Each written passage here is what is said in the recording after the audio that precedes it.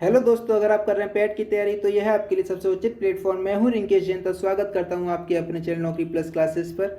तो आज हम सल्तनत काल का पार्ट 3 पढ़ेंगे, जिसमें तुगलक वंश, सैयद वंश और लोदी वंश को कवर करेंगे। इससे पहले हम 2 पार्ट भी कर चुके हैं, जिसमें हमने एक में गुलाम वंश को और एक में खिलजी वंश को क्लियर किया है। तो स्टार्ट करते हैं तुगलक वंश को बिना टाइम वेस्ट किए। तो तुगलक वंश का कार्यकाल 1320 ईस्वी से 1398 ईस्वी तक का तुगलक वंश का कार्यकाल था। ठीक है, लगभग 78 सालों तक इन्होंने शासन किया था। तुगलक वंश की स्थापना गयासुद्दीन तुगलक ने की थी। 5 सितंबर 1320 ईस्वी को खुसरो खान को पराजित किया था और 8 सितंबर 1320 ईस्वी को इनका राज्याभिषेक हुआ था और ये दिल्ली के सिंहासन पर बैठे थे। ठीक है, तो सुल्तान बनने से पहले गयासुद्दीन तुगलक कुतुबुद्दीन मुबारक खिलजी के शासनकाल में उत्तर पश्चिमी सीमांत प्रांत के गवर्नर थे और इन्होंने वहां पर 29 बार मंगोलों के आक्रमण को विफल किया था। कितने बार? 29 बार मंगोलों के आक्रमण को विफल किया था। आगे देखते हैं। गयासुद्दीन तुगलक ने सिंचाई के लिए कुएं एवं नहरों का निर्माण करवाया था। संभवतः नहर का निर्माण करने वाले गयासुद्दीन पहले ही सुल्तान थे। नहरों का निर्माण करने वाले गयासुद्दीन पहले ही सुल्तान थे, इसे आप याद रखेंगे। आगे चलते हैं। गयासुद्दीन तुगलक की उदारता की नीति, इन्होंने उदारता की नीति को अपनाया था, जिसे बर्नी ने रुस्मे मियान और मध्यपंथी नीति कहा है। क्या, कौन सी नीति कहा है? रस्मे मियान और मध्यपंथी नीति कहा है इनकी उदारता की नीति को। गयासुद्दीन तुगलक ने दिल्ली के समीप स्थित पहाड़ियों पर तुगलकाबाद नाम का एक नगर स्थापित किया था। क्वेश्चन आएगा कि तुगलकाबाद नामक नगर किसने स्थापित किया था, तो आप इसका जवाब क्या देंगे? गयासुद्दीन तुगलक ने दिया था। ठीक है, तो रोमन शैली में निर्मित इस नगर में एक दुर्ग का निर्माण भी हुआ है और जिसे 56 कोट के नाम से जाना जाता है। किसके नाम से जाना जाता है? 56 कोट के नाम से जाना जाता है। गयासुद्दीन तुगलक ने अपने पुत्र जूना खान को 1323 ईस्वी में दक्षिण राज्यों पर विजय प्राप्त करने के लिए भेजा था, जिसमें जूना खान ने वारंगल के काकतीय राजा और मदुरै के पांड्य राजाओं को विजित करके दिल्ली सल्तनत में मिला लिया था। तो महज तुगलक वंश से ही दक्षिण के राज्यों को दिल्ली सल्तनत में मिलाना शुरू किया गया था। इससे पहले जूना खान से पहले गयासुद्दीन तुगलक खुद ने 1321 ईस्वी में दक्षिण पर आक्रमण किया था, लेकिन ये विफल हो गए थे, उन्हें वापस लौटना पड़ा। इसके बाद गयासुद्दीन तुगलक ने अपने पुत्र जूना खान को भेजा था, जिसमें जूना खान विजयी हुआ था और इन्होंने दक्षिण के राज्यों को दिल्ली सल्तनत में मिला लिया था। दक्षिण के राज्यों को दिल्ली सल्तनत में मिलाने वाले ये पहले ही शासक थे। इससे पहले खिलजी ने केवल लूटा था, उसे अपने राज्य में नहीं मिलाया था। तो गयासुद्दीन तुगलक की मृत्यु 1325 ईस्वी में हुई थी। कब हुई थी? 1325 ईस्वी में हुई थी। जूना खान द्वारा निर्मित लकड़ी के महल में दबकर हुई थी। कौन से महल में दबकर हुई थी? लकड़ी के महल में दबकर हुई थी, जूना खान, जिसे जूना खान ने बनवाया था। तो अब करते हैं मोहम्मद बिन तुगलक। मोहम्मद बिन तुगलक का कार्यकाल 1325 ईस्वी से 1351 ईस्वी तक का मोहम्मद बिन तुगलक का कार्यकाल है। ठीक है, तो गयासुद्दीन तुगलक के बाद उसका पुत्र जूना खान का नाम ही मोहम्मद बिन तुगलक था। मोहम्मद बिन तुगलक के नाम से दिल्ली के सिंहासन पर बैठा था। कौन? जूना खान बैठा था। मोहम्मद बिन तुगलक को अपनी सनक भरी योजनाओं, क्रूर कृत्यों और दूसरों के सुख दुख के प्रति अब उपेक्षा का भाव रखने के कारण स्वप्नशील, पागल और रक्त पिपासु कहा गया है। क्या कहा गया है? रक्त पिपासु कहा गया है। इसने कुछ नई योजनाएं चालू की थी, जिसमें यह असफल रहा था। क्या क्या योजनाएं चालू की थी, उसे देख लेते हैं। इसने दोआब में कर वृद्धि की थी। आप दोआब का मतलब समझते हैं? दोआब क्या होता है? देखो, गंगा और यमुना के बीच के जो उपजाऊ भूमि है ना, उसको दोआब कहते हैं। उस भूमि पर इसने कर लगा दिया था, कर की वृद्धि कर दी थी और कुछ एडिशनल कर भी लगा दिए थे। उसने उस समय पर कर लगाए थे जिस समय वहां पर अकाल पड़ रहा था। ठीक है, लेकिन कुछ निरंकुश शासक की वजह से उनके अधिकारियों ने सुल्तान को इसकी सूचना नहीं दी और वो वहाँ से कर वसूलते रहे और इस स्थिति ऐसी आ गई कि सारी की सारी फसल बर्बाद हो गई और वहाँ के किसान लोगों को वहाँ से पलायन करना पड़ा और कुछ किसानों ने विद्रोह कर दिया था। जब सुल्तान को इसका पता लगा तो फिर उन्होंने ऋण की और बीज की व्यवस्था की थी, लेकिन तब तक और बहुत ज़्यादा देरी हो चुकी थी। तो इस तरह से इन्होंने जो कर की वृद्धि की थी वो एक तरह से असफल ही रही। ठीक है। इसके अलावा इन्होंने राजधानी परिवर्तन किया था, यानी इन्होंने अपनी राजधानी दिल्ली से हटाकर दौलताबाद कर दी थी, देवगिरी कर दी थी। देवगिरी का नाम इन्होंने बदलकर दौलताबाद कर दिया था। क्या कर दिया था? दौलताबाद कर दिया था। जब इन्होंने राजधानी दिल्ली से हटाकर दौलताबाद कर दी थी तो फिर दिल्ली से सभी अधिकारियों को दौलताबाद बुलाया गया। इनको रास्ते में काफ़ी अधिक कष्ट पहुंचे थे। वैसे इन्होंने सुविधाएं की थी, लेकिन इन सुविधाओं से पर्याप्त सुविधाएं नहीं थी। अभी यहाँ से दिल्ली से हटकर दौलताबाद पहुँचे और जहाँ पर दौलताबाद में रहने के लिए वहाँ के रहन सहन, वहाँ का खान पान इन्हें पसंद नहीं आया और ये वापस दिल्ली में आने का प्रयास करने लगे और अंततः इसे लगभग 2 साल बाद दौलताबाद से दिल्ली आना पड़ा था। इसके अलावा इन्होंने सांकेतिक मुद्रा का प्रचलन किया था। इसने पीतल का और तांबे धातु से बनी मुद्रा का प्रचलन किया था, जिसकी कीमत चांदी की रुपये टके के बराबर थी। ठीक है, चांदी के रुपये के बराबर थी। जैसे ही इन्होंने इन सिक्कों को ढालना शुरू किया था, वैसे ही उनके कुछ समय के पश्चात नकली सिक्के बनने लगे थे और नकली सिक्कों की भरमार होने लगी थी। अब विदेशी व्यापारी यहाँ भारत आते थे और इन्होंने ये वाले सिक्के लेने से मना कर दिया था, क्योंकि ये नकली सिक्के होते थे। ये यहाँ से चांदी के सिक्के ही मांगने लगे थे और अंततः इन्हें ये वाले सिक्के भी बंद करने पड़े और ये तीनों की तीनों योजनाएं इनकी विफल रही थी। फिर मोहम्मद बिन तुगलक ने कृषि के विकास के लिए अमीर कोही नामक एक नवीन विभाग की स्थापना की थी। किस विभाग की स्थापना की थी? अमीर ए कोही नामक एक नवीन विभाग की स्थापना की थी। इनके शासनकाल में, मोहम्मद बिन तुगलक के शासनकाल में इब्न बतूता, कौन आया था? इब्न बतूता 1333 ईस्वी में। कब आया था? 1333 ईस्वी में मोहम्मद तुगलक के शासनकाल में भारत आया था और सुल्तान ने इसे दिल्ली का काजी नियुक्त कर दिया था। क्या नियुक्त कर दिया था? दिल्ली का काजी नियुक्त कर दिया था और 1342 ईस्वी में अपने राजदूत के रूप में इन्होंने इसे चीन भेजा था। इब्न बतूता की पुस्तक रेहला में मोहम्मद तुगलक की घटनाओं का वर्णन किया गया है। तो क्वेश्चन आ सकता है कि इब्न बतूता की पुस्तक का नाम क्या है, तो आप इसका जवाब देंगे रेहला इनकी पुस्तक का नाम है। क्या है इनकी पुस्तक का नाम? रेहला इनकी पुस्तक का नाम है। ठीक है, आगे चलते हैं। तो सुल्तान के शासनकाल में उत्तर तथा दक्षिण राज्यों में विद्रोह होने लगे थे। ठीक है, इनके शासनकाल में उत्तर और दक्षिण राज्यों में विद्रोह होने लगे थे और इन्होंने अपने शासनकाल के अंतिम 16 वर्षों तक विद्रोह को शांत करने के लिए ही एक से इधर से उधर भागते रहे थे और सिंध जाते समय थट्टा के निकट गोडाल में 20 मार्च 1351 ईस्वी को इनकी मृत्यु हो गई थी। मृत्यु की डेट क्या थी? 1351 ईस्वी को इनकी मृत्यु हो गई थी, 20 मार्च 1351 ईस्वी को। ठीक है, फिर इसी के शासनकाल में दक्षिण में हरिहर तथा बुक्का नामक 2 भाइयों ने 1336 ईस्वी में स्वतंत्र राज्य विजयनगर की स्थापना की थी। किसकी स्थापना की थी? विजयनगर की स्थापना की थी। किसने की थी? हरिहर और बुक्का ने की थी। तो क्वेश्चन आ सकता है कि विजयनगर साम्राज्य की स्थापना किसने की थी, तो आप इसका जवाब देंगे हरिहर और बुक्का ने की थी। ठीक है, कौन सी सन में की थी? तो 1336 ईस्वी में की थी। मोहम्मद बिन तुगलक काल के शासनकाल में की थी। ये सब चीज़ याद रखनी होगी, सारे पहलू आपको याद रखने होंगे। तो इसके बाद बहमन शाह ने 1347 ईस्वी को बहमनी राज्य की स्थापना की थी और पूर्व में बंगाल भी स्वतंत्र हो गया था। मोहम्मद बिन तुगलक निजामुद्दीन औलिया का शिष्य था। निजामुद्दीन औलिया का शिष्य था। इसने बदायूं में मीरन मुल्हिम, दिल्ली में शेख निजामुद्दीन औलिया, मुल्तान में शेख रुकनुद्दीन और अजधुन में शेख मुल्तान आदि संतों की कब्र पर मकबरे बनवाए थे। किसने बनवाए थे? मोहम्मद बिन तुगलक ने बनवाए थे। आपको याद रखना होगा, फिर से बता देता हूँ। बदायूं में मीरन मुल्हिम, दिल्ली में शेख निजामुद्दीन, मुल्तान में शेख रुकनुद्दीन और अजधुन में शेख मुल्तान आदि संतों के कब्र पर मकबरे बनवाए थे इसने। ठीक है, इसके बाद आया था फिरोज शाह तुगलक का शासनकाल।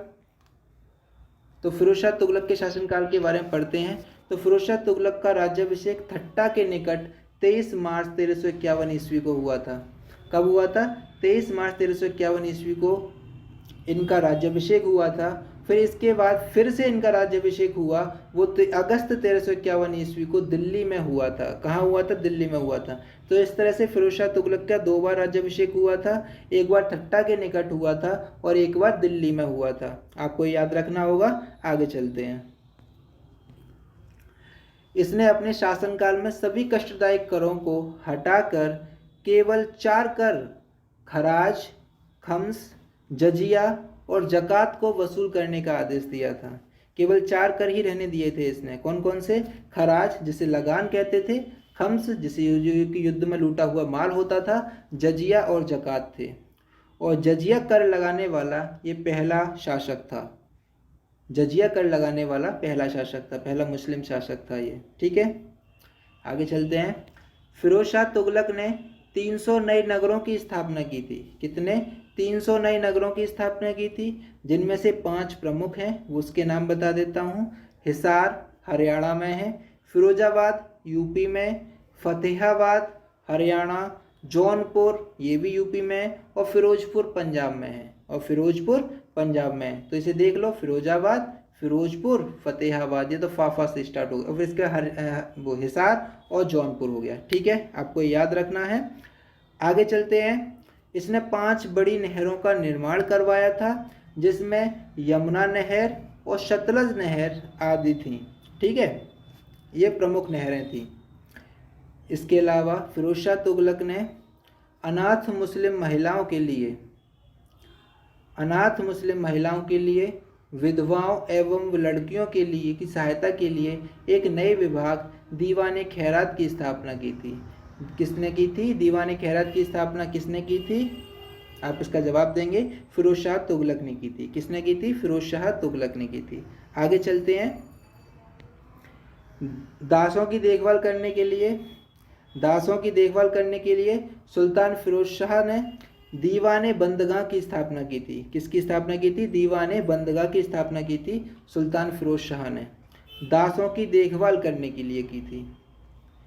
इसने अपनी आत्मकथा फतुआत ए फिरोज शाही लिखी है। इसकी आत्मकथा का नाम क्या है? फतुआत ए फिरोज शाही।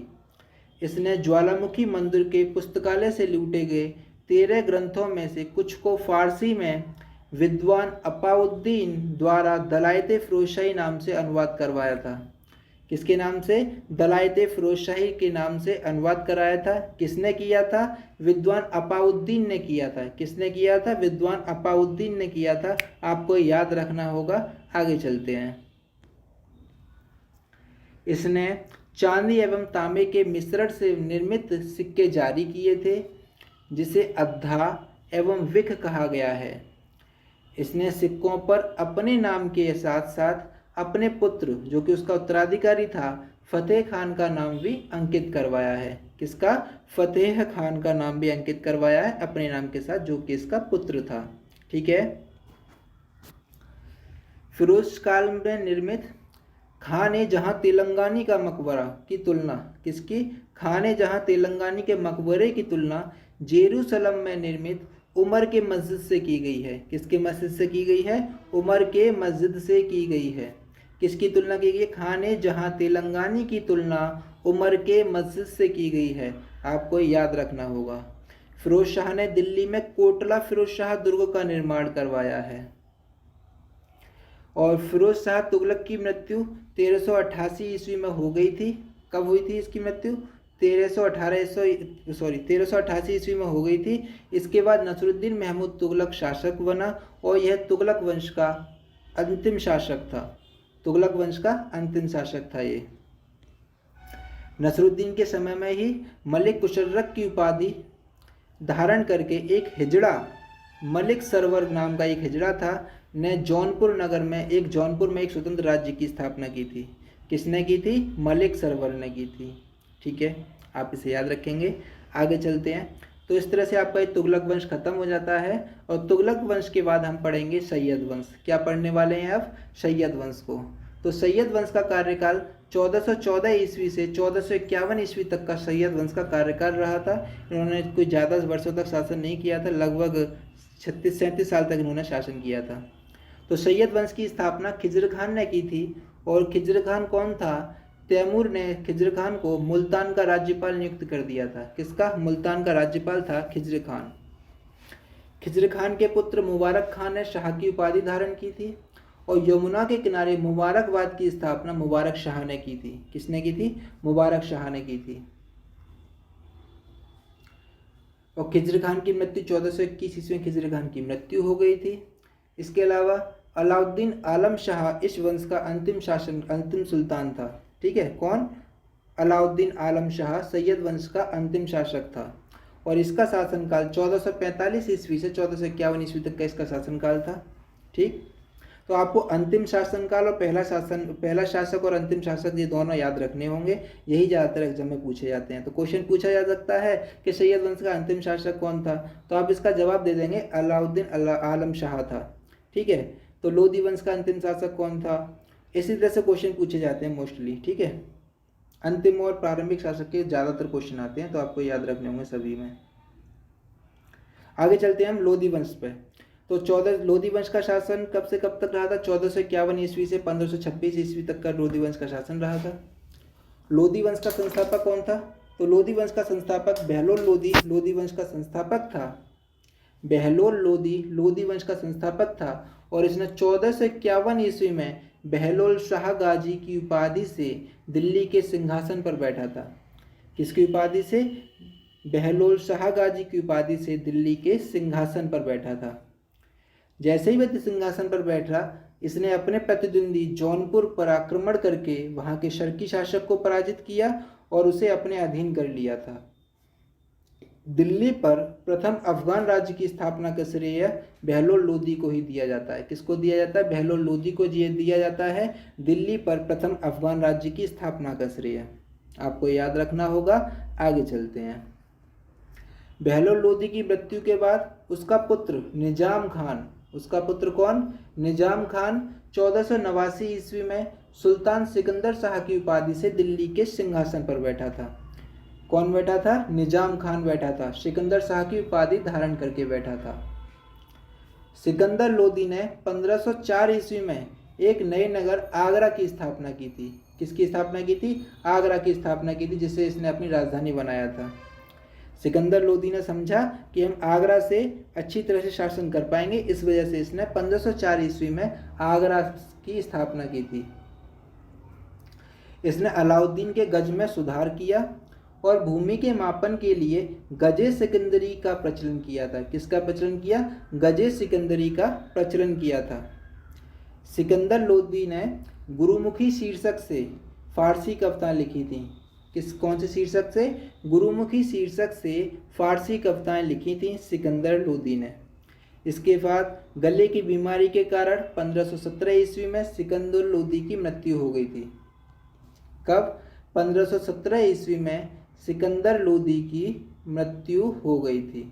ठीक है, इसके बाद फिर इसका पुत्र इब्राहिम, जिसे इब्राहिम लोदी के नाम से जानते हैं, इब्राहिम शाह की उपाधि धारण करके आगरा के सिंहासन पर बैठा था। ये कुछ प्रमुख अफगान सरदारों ने इब्राहिम लोदी का बड़ा विरोध किया था, जिसके चलते उन अफगान सरदारों ने बाबर को भारत पर आक्रमण करने के लिए आमंत्रित किया। और 1526 ईस्वी में पानीपत का प्रथम युद्ध हुआ, जो कि इब्राहिम लोदी और बाबर के बीच में हुआ था, जिसमें इब्राहिम लोदी पराजित हो गया और बाबर की विजय हुई। और इस तरह से मुगल साम्राज्य की नींव बाबर ने रखी थी। आपको ये याद रखना होगा, बाबर ने ही मुगल साम्राज्य की नींव रखी थी। आगे चलते हैं। मोठ की मस्जिद का निर्माण सिकंदर लोदी के वजीर के द्वारा करवाया गया था। किसके द्वारा करवाया गया था? सिकंदर लोदी के वजीर के द्वारा करवाया गया था।